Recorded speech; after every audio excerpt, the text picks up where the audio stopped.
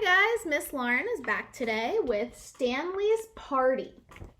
This is by Linda Bailey and illustrated by Bill Slavin. Stanley's Party. Stanley knew he wasn't supposed to sit on the couch, but his people went out a lot, and they never came home before midnight. So one night, Stanley began to wonder what would happen if he sat on the couch while they were gone, just for a minute.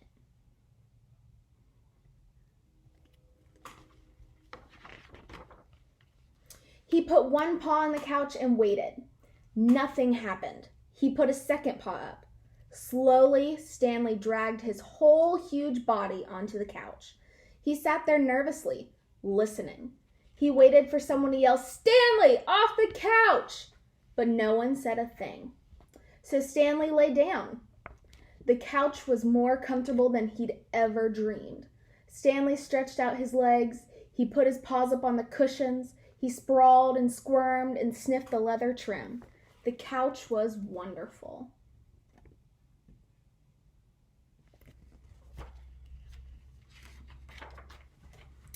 All that evening, Stanley lolled and lounged on the couch. Just before midnight, he remembered his people. He straightened the cushions, brushed away dog hair, and hopped off the couch.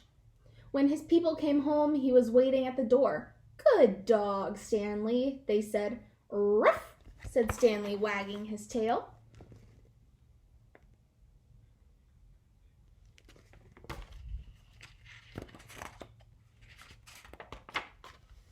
Stanley felt terribly clever. He was so pleased with himself that the next night he decided to try something new. He had noticed that when the people sat on the couch, they often listened to music.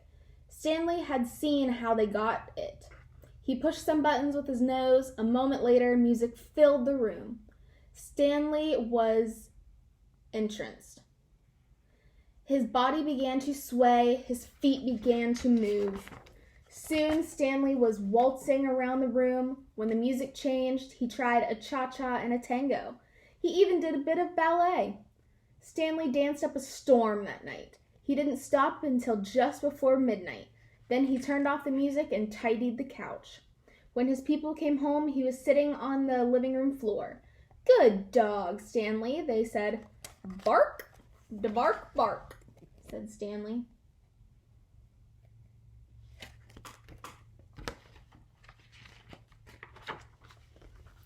On the third night, Stanley broke into the fridge.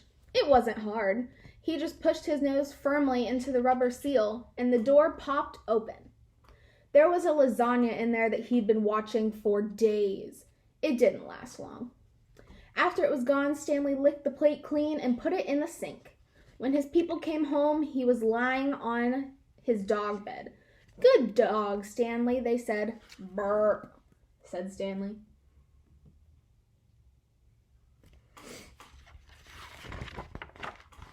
Stanley couldn't believe his new life.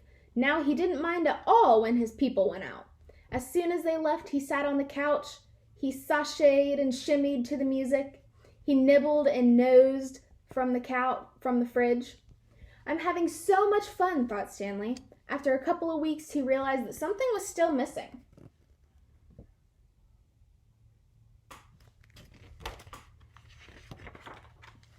And one day, when Stanley's people took him to the dog park, he figured it out. He was tired of having fun alone. Stanley trotted over to his best friend, Alice. "How'd you like to come over to my house this evening?" said Stanley in dog talk. "What for?" asked Alice. We could sit around on the couch," said Stanley. "Put on some music, do a little dancing, maybe have a snack." "Sounds great," said Alice. "What sounds great?" asked Oscar, coming up to join them. Before Stanley knew it, he had invited Oscar too, and Mabel and Digger and Gassy Jack.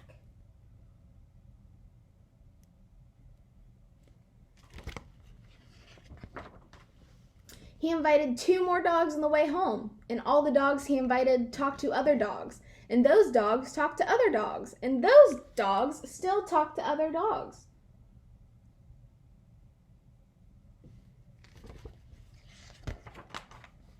That night, right after Stanley's people left, the dogs began to show up.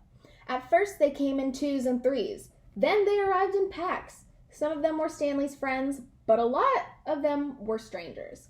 Stanley wasn't worried. The more the merrier, he said.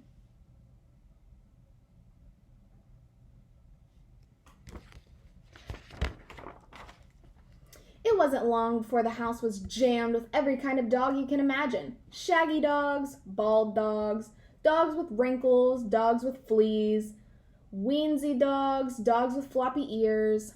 They filled the rooms. They packed the stairs. They flowed out onto the porch and the lawn. Drooling dogs, dainty dogs, dogs that needed a bath.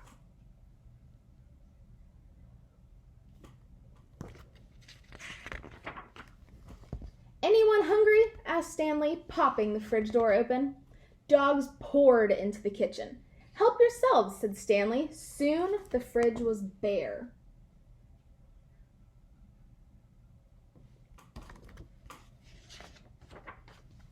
Anyone care for some music? Asked Stanley.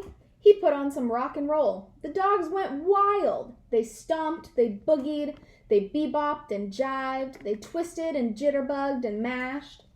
They danced until their paws were sore. They danced till the whole house shook. And who do you think danced hardest of all? Stanley. It was the best doggone party a dog ever had.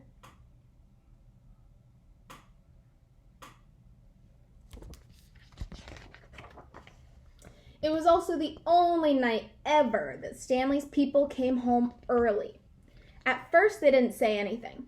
Then they said together very loud, "Stanley, bad dog!"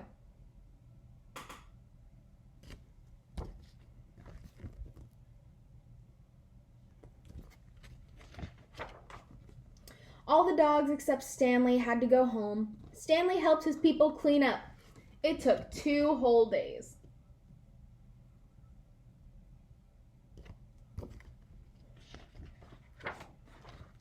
After that, whenever Stanley's people went out, they took Stanley with them. Stanley didn't mind. He went out a lot. He never came home before midnight. As for the party, well, this all happened a long time ago. But in Stanley's neighborhood, the dogs still talk about that night. And the dogs that were there told other dogs, and those dogs told other dogs. The story spread until dogs all over the country heard it, then dogs all over the world. And now, wherever dogs gather, they tell the story of Stanley's party. If you don't believe me, ask your dog.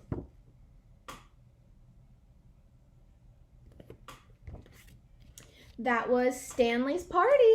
I hope you enjoyed.